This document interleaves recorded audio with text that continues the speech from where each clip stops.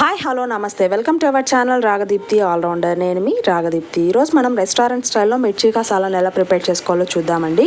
So ముందుగా నా channel ఎవరైనా సబ్స్క్రైబ్ చేసుకోకపోతే please subscribe to my channel. ఈ మిర్చి కాసాలను మామూలు మిర్చితో అయినా చేసుకోవచ్చు, బజ్జీ మిర్చితో అయినా చేసుకోవచ్చు అండి. నేను ఇక్కడ మామూలు మిర్చితో చేసి చూపిస్తున్నాము. సో మిర్చిని బాగా వాష్ చేసి పెట్టుకోండి. తర్వాత ఒక్కొక్కటిగా తీసుకొని మధ్యలో ఇలా కట్ చేసి సీడ్స్ అన్ని తీసేసేయండి. తర్వాత ఒక 2 ఆనియన్స్, ఒక 3 టొమాటోస్ని కట్ చేసి పెట్టుకోండి.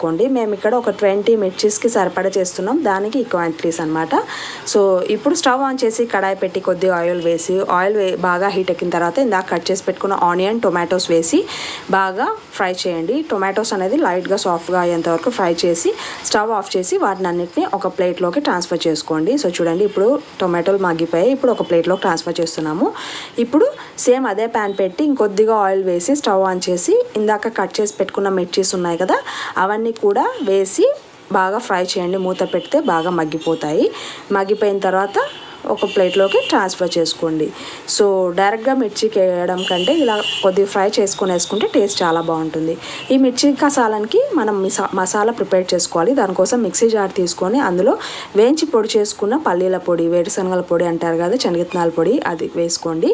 తర్వాత ఒక 2 టేబుల్ స్పూన్స్ కొబ్బరి పొడి వేసుకోవాలి. పల్లీల పొడి ఒక 3 టేబుల్ స్పూన్స్ వేసుకోండి. కొబ్బరి పొడి ఒక 2 టేబుల్ స్పూన్ వేసుకొని కొద్దిగా వేయించి పొడి చేసుకున్న జీలకర్ర పొడి, కొద్దిగా అల్లం వెల్లుల్లి పేస్ట్ వేసుకొని నానబెట్టుకున్న కాజు కూడా కొద్దిగా వేసుకోండి, టేస్ట్ బాగుంటుంది. తర్వాత ఒక 1/2 టేబుల్ స్పూన్ ధనియాల పొడి కూడా వేసి మిక్సీ పట్టుకోండి. ఒకసారి గ్రైండ్ చేసిన తర్వాత అప్పుడు మనం ఇందాక వేయించుకున్న టొమాటో, ఆనియన్ ఉంది కదా, అది కూడా వేసి కొద్దిగా వాటర్ వేసుకొని మిక్సీ పట్టుకొని పేస్ట్ లాగా ప్రిపేర్ చేసి పెట్టుకోండి. ఈ మిర్చి కసాలానికి మెయిన్ ఇదే మసాలా మనం వాడతాం అనమాట. ఇప్పుడు ప్రాసెస్ స్టార్ట్ చేద్దాం. స్టవ్ ఆన్ చేసి కడాయి పెట్టి కొద్దిగా ఆయిల్ వేసి ఆయిల్ బాగా హీట్ ఎక్కిన తర్వాత ఆవాలు, జీలకర్ర వేయండి. అవి చిటపట్లాడిన తర్వాత ఇందాక మిక్సీ పట్టుకున్న పేస్ట్ ఉంది కదా, అదంతా వేసి ఇంకొద్దిగా వాటర్ వేసి బాగా ఫ్రై చేసుకోండి. సో ఇది కొంచెం లైట్ బాయిల్ అవుతుంది అనేటప్పుడు అప్పుడు మనం స్పైసెస్ యాడ్ చేయాలి. సో ముందుగా సాల్ట్, కర్రీకి మొత్తానికి సరిపడా సాల్ట్, మీ స్పైస్కి తగ్గట్టు కారం పొడి, కొద్దిగా గరం మసాలా కూడా వేయండి.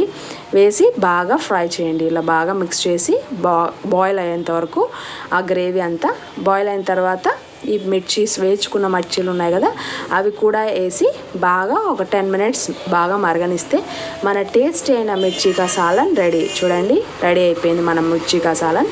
ఇప్పుడు చపాతీలోకైనా, నాన్లోకైనా, రైస్లోకైనా సర్వ్ చేసుకోండి. చాలా టేస్టీగా ఉంటుంది. మీరు ప్రాసెస్ ట్రై చేసి ఎలా ఉందో కామెంట్ సెక్షన్లో తెలియచేయండి. మీకు నా వీడియో నచ్చినట్టయితే please like, share and subscribe my channel.